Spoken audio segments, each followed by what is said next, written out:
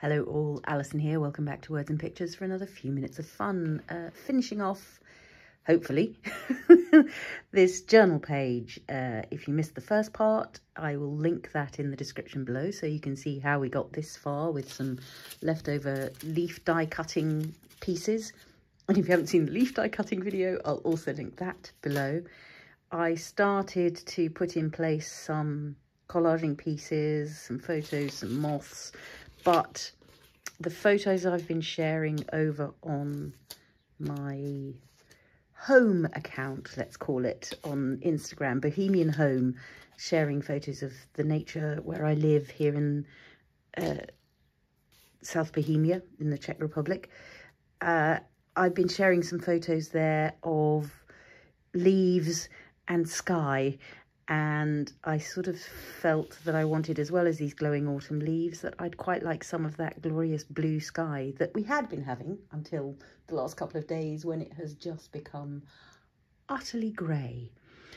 And in order to just try and hold on to some of those blue skies and some of those little bubbles of hope, I thought that I might put a few onto the page. So I've grabbed some distress inks, I've got broken china, got maybe peacock feathers, stormy sky. I'm thinking maybe broken china and stormy sky are the ones I'm going to want. Faded jeans. I thought about texture paste through these bubbles, and I'm still sort of thinking about texture paste through these bubbles, not sure.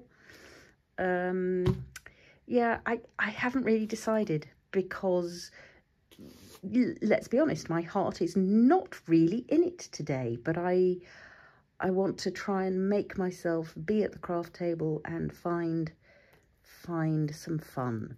So maybe it's just as simple as, maybe it's not even the stencil, maybe it's none of that, maybe it's something far, far simpler, and just adding some blue skies to it. Here we go, let's take a look. I've got my scrabby little brush, and I'm just going to let the broken china make its way onto the page in some of these leaf silhouettes, and then travelling down. I said at the end of the last one that there's a kind of a sweep through this page heading upwards that I'm quite keen to embrace, and I think that is sort of echoing that sense of wanting that upward swoop. It's also to do with these photos where they're both gazing upwards at something, hope and joy in the future somewhere. So I'm gonna let that happen as well, and hope that it can infect me with its mood, because there's lots to be getting on with in the garden. And if the forecast sunshine, which is supposed to be out in your day, hasn't turned up yet, might turn up tomorrow.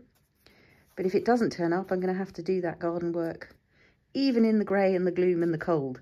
So let's try and find some joy even in that. Do you know, I think I'm right. I don't think it is about something as formal as the stencil.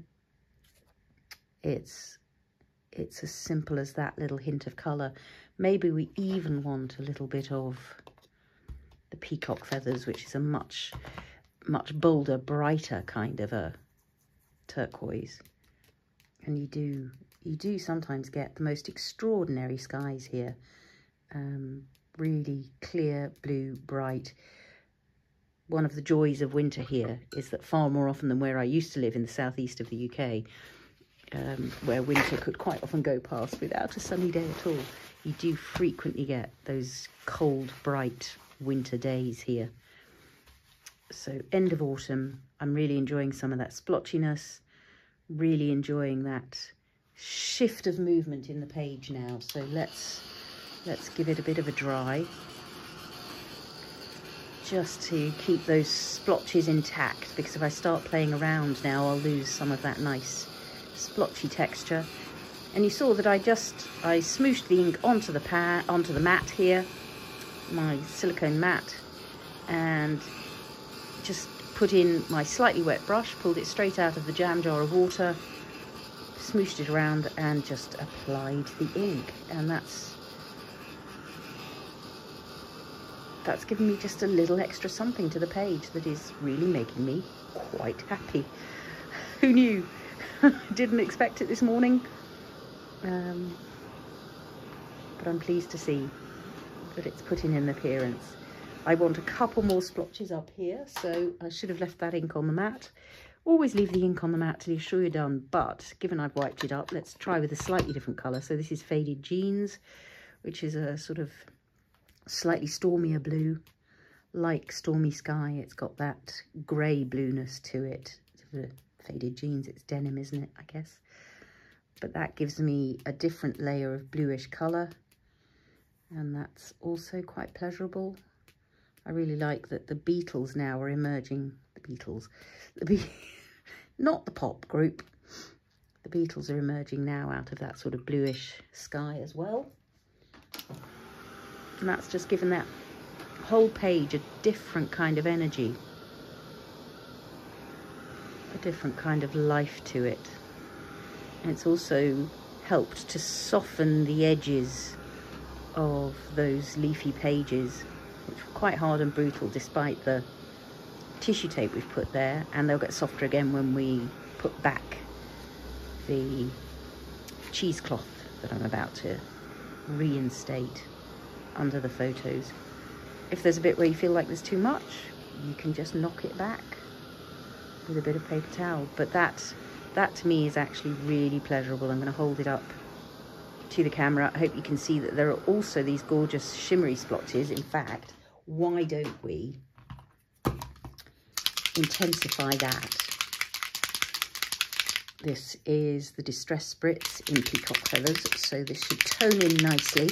I'm just shaking it up so that I can get some of that gorgeous mica powder available in the mix. Now, two options. I can, as I often do with my sprays, get it out and just flick like so off the end, or you could spritz a little bit onto the mat and flick it with the paintbrush in just the same way as I was doing with the others. But I quite like the definition I'm getting with those direct from the nozzle hits. That huge splotch in the middle, although I love the shimmer on it, is not quite doing the job for me, partly because it's on the gold. So I'm just going to knock that back a little bit. Still getting that lovely shimmer because the mica will stay put, but I've got rid of some of the liquid around it. And let's dry those, and I think you'll see that they give us another beautiful layer, and this time with that real hit of shimmering sunshine to them. And one of the joys for me about the ink splotches is the randomness of it, is you live with what you've got. It's, of course you can be fairly precise with where you're aiming, but you can't guarantee exactly where they're going to land up. I'm going to knock back those just a smidge, just a little bit, because that's distracting from the beetle. Okay, let's hold those up and see what you get in terms of shimmer. Again, I'm having to work. Oh, I hope the camera is even slightly catching what's now going on that page, because not only was that leafy cutout page full of golden shimmer, but now I've got these beautiful shimmering blues and greens going on in the sky. And one of the things I love about these shimmer sprays is they have a sort of now you see it, now you don't quality. So if I just lie that down flat, you get the beautiful blues of the inks behind. But as soon as it catches the light, you get all that magical shimmer going on. I hope I'm not moving that so fast that it's making people seasick. Grand. Really happy with that. So here are the photos. And yes, with this sweep of energy now going up the page, I believe in the angle of their eyes. I believe that there's something going on up here in the future that we can be hopeful about and look forward to. I spent quite a long time choosing some that still had their frame on, but it's not quite even. So I think I'm going to make it a slightly smaller frame. She's lost her top bit anyway. And also they are quite large photos, these ones from the Photomatic. They're not the traditional Photobooth snapshots, which are really quite small.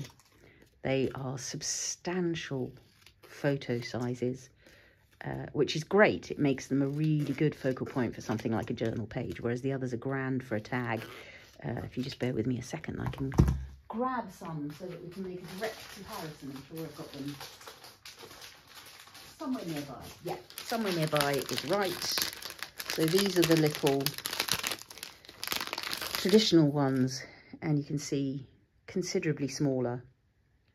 But these Photomatic ones therefore have that little bit more presence, that little bit more oomph on a page this size. Let's get back our lovely cheesecloth. This is just some torn up mummy cloth, which, as I said, is softening things beautifully, and it gives you movement, and it gives you randomness, and it gives you dimension, all those things I love. There she is, there he is. I had pulled out a couple of tickets from a ticket book, and I think they probably still make the cut.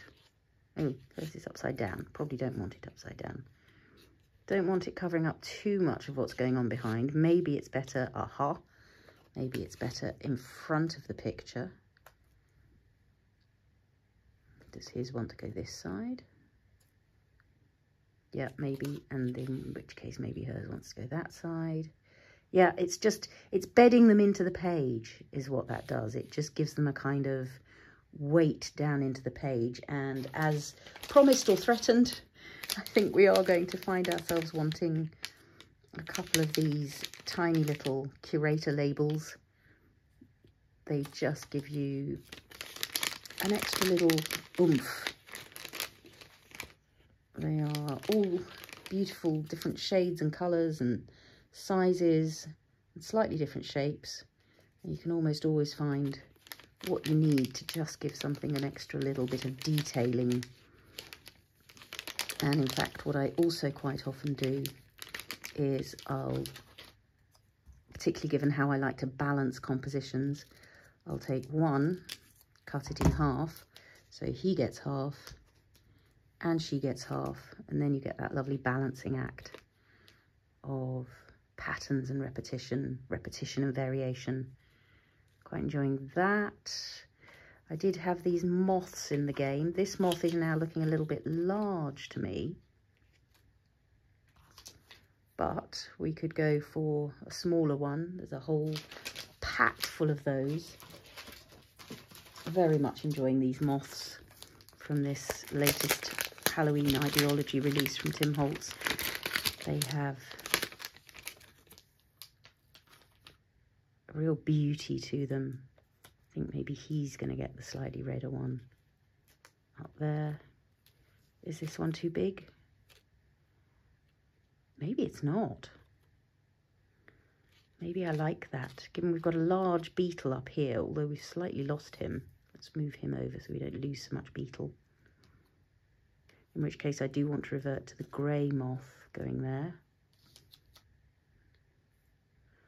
And then the final thing is going to be to have some words that draw the whole thing together. I've got these little buttons. Okay, let's stop faffing around, because I don't think I'm going to be able to sort of go, oh, this is right today. I'm just going to go with it and let those instinctive grabs work for me. So it's gluing down time. I've lost the glue. There it is. That's not going to make life easy. Let's see. Let's start with him. I'm not going to glue down specifically the cheesecloth at the moment. I'm going to let it just be glued down by the other things, and then those end bits I can sort out as I'm finishing off. I'm going to let that go quite near the edge of the page. That's all good. This one over the corner, and that's partly because I want it a little bit further off the photo. I didn't want it covering so much of him with his glorious upward hopefulness. Let's put that down there. I'm going to lower this a little bit because I do want that large beetle. Nearly at the end of my glue. It's all right, I've got another one lined up. Must remember to lie it down so that I can then not have to wait for it to get all the way to the nozzle again. Just going to slip that under there. So you see that cheesecloth has now, in a couple of places, has just been glued down just because it's underneath the other things. But I'll give it a little bit of extra help there. And this little button, yeah, I think is going to go right there. So for that, get my brad awl. Great tool, comes from a real toolbox. Oh look, I'm all pegged down here. What I don't want to do is go right through to make a hole in the previous page, which is over here. So I'm just going to go in a couple of pages so that I can then put this brad through, open out the back to hold it in. I do love the occasional brad. There's such a simple way to add a metal accent. Ah, it won't fold over. Come on, open out. I'll show you that without the pages in a way in a minute. There we go, done. So brads come, if you've never met a brad, they come with these two little metal pincers coming out the back. So all you have to do is flatten them out and it'll hold the brad down to the page you've put it on. So I'm deliberately leaving edges coming up here, partly because I like the dimension of that, partly because if I do decide I want to stick some more little labels and things under, I can still get those under there. So I've deliberately not done a perfect gluing. I don't want a perfect gluing on any of this. I want those edges coming up. I want the movement of that. I want the dimension of those slightly, in fact, I'm deliberately messing up the edges of that photo, squeezing it, put some glue down in this bottom corner. Don't you disappear under there. That's my grey label vanishing underneath the photo. That we don't want to have happen. Pop this down here.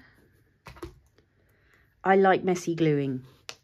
I don't like perfection. I don't like perfect edges.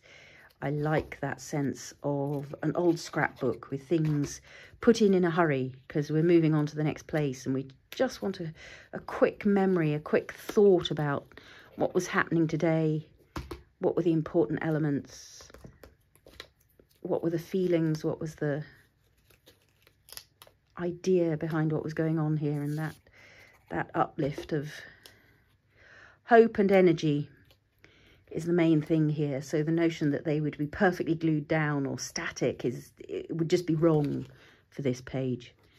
They need that forward momentum. There's a bit too much cheesecloth going on there, so I'm just going to take off the end. So let's have a look at these moths. Do we, don't we? Before I put those moths down, I'm going to have a little look for wording, just to see what my feeling is about words on here. So let me grab some word stickers, maybe some of my quote sets even, and I'll be back when I've done a bit of thinking about those words. Back in a sec. And here we go. I've been working through the pages of this clippings sticker book, another Idea-ology piece from Tim Holtz. They are phrases gathered from actual books, which is why you get slightly different colours in the old paper behind. You get different fonts, different thicknesses, different sizes. And it's really interesting that if you just spend some time working through the phrases, the ones you want or the ones you need somehow find their way to your fingertips. So what I have pulled out are, I certainly hope that we may safely reach the shore. Looking ahead, I dream of everlasting hills after the long hard day. So those I'm going to glue down before I change my mind. And then I have various ways again of bedding those into the page so that they don't look quite so afterthoughty. They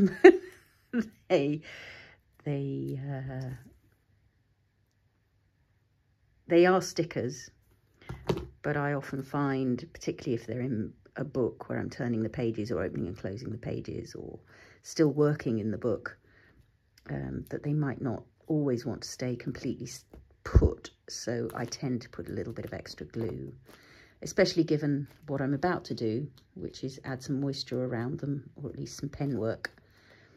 That extra bit of glue means they're not going to go walk about without my permission. Haven't quite decided on the final positioning of these two. I wonder if they want to be down here rather than interfering with her face. Maybe it goes after the long hard day, I dream of everlasting hills. Maybe it's that way round. As you can see, I haven't pinned down this butterfly yet, and that's good because I've actually changed my mind about that. I want this a little bit lower down. I dream of everlasting hills after the long hard day. Always wise not to press anything down too firmly until you're sure about where you want it. And with these butterflies, moths butterflies, my aim is actually not to glue them at all, but to, yes, that's where his wants to be. You'll see I've reverted to the smaller butterfly. Moth. Either way. Creature of the night, creature of the day, whichever it is, it's a winged thing and wings have hope. I'm going to go with a tiny attacher. Can't get it quite to the middle there, so I'm going to line it up with the little stripes on his body, hopefully. Hardly noticeable. This one, not going to reach from the side, is it? Need a longer stapler. Oh, that's a pity, because I don't really want to start gluing him. Maybe I just, no, it is going to have to be glue for him, because I can't quite reach. It looks as if it ought to reach, but then there's a spring in the way. It looks as if it ought to be able to get all the way across the page there. Ah, just, I'm going to go with it, because I would go with it, but it appears that I've run out of staples. Well, that's bizarre. Can't have run out of staples. Right, off to find some staples, back in a sec. Okay, it's all going terribly well today, can you tell? The reason I say it's bizarre is I was fairly sure I'd quite recently refilled this, but there we are. I have got refill staplers. Shall we put 2 in? Clearly I only put 1 in the other day, and that's caused chaos. But you know what it's like with staplers. You put 2 in, and then they all start bunching up on each other. Hopefully that's all good to go again now. And I'll slide it back in. I was just working out that it would work, and the opportunity was stolen away from me. There we are. I mean, could that be more perfectly in the middle of his body? So yeah, that's my replacement tiny attachers. So for, oh look, see what I mean about this? I even put glue on there and it's still coming up. That's partly because it's got a bit of cheesecloth going on behind it. So a little bit of pen work, as I mentioned. This is just a completely normal little marker pen, and I tend to just do a little outline of those words to just go, yes, I really did mean to put them here, and they do matter. And that just gives them a little bit more presence, a little bit more weight in the page, like so, and round. And it's the kind of thing I might do round the photos as well, but today I don't think that's what I want to do. So let me have a look at this. I need to stand back and take a look at where I'm at, maybe clear the decks a little bit so that I get a clear look at where we are. And overall, with that shimmer, it's the shimmer that really sort of brings things to life. It has quite an extraordinary effect. Usually I would do some white spatter at this point, but I'm sort of in 2 minds about it, partly because of those lovely shimmery splotches, but I do want to do something to bed these little collage bits into the page. And so I think rather than a full-on white, what I might do is go with chalk, which is a sort of softer, chalkier white than the snowflake, which is the one I usually use for this. So again, that's just a watery brush, a little bit of spatter. Let's take a look at, get some of it off there because that's too much, and then just gently over here. And again, this is about randomness and movement. I'm going to hit the moths because it just draws attention to them, and I am going to go across these leaves because I like that sort of hint of frost. Because we are now in November, and there's no doubting that the shift from autumn to winter is well on its way. Going to get a little hit on those buttons as well. And then the thing with these photo surfaces is that they have enough sheen on them that as long as you get there in time, I tend to wipe any dots off if they've actually hit the face, because I don't really want the dots right on the face. So I think that might be it. I certainly hope that we may safely reach the shore. After the long, hard day, I dream of everlasting hills. And just that upward drift of hope, and their eyes shining off, looking towards somewhere in the future. I'll dive in for a close-up on these lovely ink splotches and those beetles in the background. But thank you so much for watching. I hope you've enjoyed seeing that page come to its ending. Sometimes a background like the one we made in the previous video can wait months and months and months for its next instalment. But this one sort of wanted to happen. Even though my heart wasn't in it at the start, I've come to a better place through spending some time at the craft table, and that's really important. So I hope that if you've enjoyed that, you'll give me a thumbs up. Do leave me a comment if you've got any questions. I'll try to leave as much detail about the products I've used down in the description below, so follow those links. And thank you so much for your company on this creative journey. Happy crafting all.